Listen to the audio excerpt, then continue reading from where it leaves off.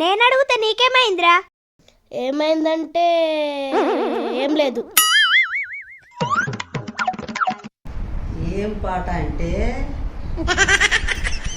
ఏమైంది నానమ్మ? పాడు.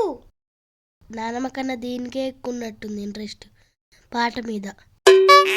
నిన్ను వీడని నీడను నేనే, కలగా మెదిలే కథ నేనే.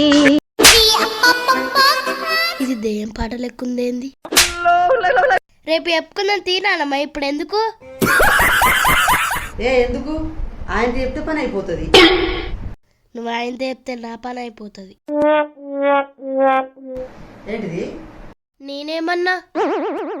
భయపడుతుండు. మంచిగా వన్నదని లేపించుకొని తనిపించుకున్నట్టుంది.